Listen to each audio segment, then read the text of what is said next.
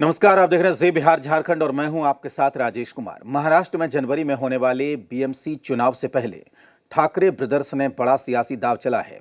राज ठाकरे और उद्धव ठाकरे ने साथ मिलकर चुनाव लड़ने का ऐलान कर दिया है। उनका दावा है कि अलग अलग लड़ने से मराठी वोट बढ़ता रहा, लेकिन अब एकजुट होकर मराठी अस्मिता को मजबूत किया जाएगा। सवाल यही है कि क्या ये एकता मुंबई की सत्ता दिला पाएगी या मुकाबला रोचक होगा।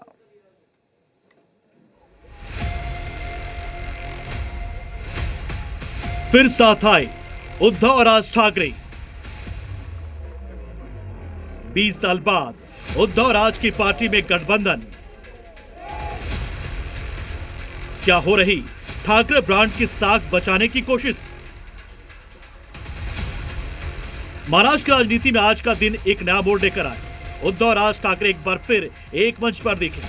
20 साल बाद दोनों की पार्टी शिवसेना यूबीटी और महाराष्ट्र नवनिर्माण सेना में चुनावी गठबंधन का ऐलान हुआ। अब दोनों भाई मिलकर बीएमसी चुनाव लड़ेंगे। उद्धव ठाकरे ने कहा कि हमारी सोच एक है, अगर बटेंगे तो बिखरेंगे। महाराष्ट्र के लिए हम सब एक हैं। आज फक्त आपल्या महाराष्ट्र का नेतृत्व केवल ठाकरे ही कर सकते हैं। हम दिल्ली में बैठे दो लोगों को रोकने आए हैं। प्रतीक्षा उद्धव ठाकरे ने यहां तक कह दिया कि दिल्ली में बैठे लोग महाराष्ट्र से मुंबई को तोड़ने की साजिश कर रहे हैं। दोनों भाइयों की पार्टी में गठबंधन तो हुआ, लेकिन मुंबई की 227 सीटों पर बीएमसी चुनाव में कौन कितनी सीट पर लड़ेगा, इसका ऐलान नहीं किया गया।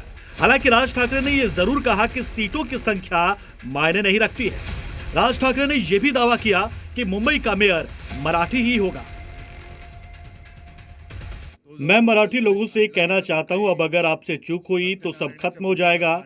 अब अगर हम बटे तो पूरी तरह मिट जाएंगे, इसलिए न टूटें न बटें। मराठी अस्मिता की विरासत को न छोड़ें। गठबंधन की घोषणा से पहले दोनों भाई यानी उद्धव और राज ठाकरे शिवसेना संस्थापक बाल ठाकरे के स्मृति स्थल पर गए। वहां उन्होंने अपने पूरे परिवार की मौजूदगी में उन्हें श्रद्धांजलि दी। बीजेपी ने दोनों भाइयों के साथ आने पर तंज कसा और कहा कि हार के डर से दोनों भाई साथ आए हैं, लेकिन पार्टी का अस्तित्व बचाने में सफल नहीं होंगे। दो परिवारवादी के मुंबई में साथ में आने से ये स्पष्ट हो चुका है कि इन दोनों को इस बात का डर है कि मुंबई की जनता एनडीए के, भारतीय जनता पार्टी के विकास को चुनने जा रही है।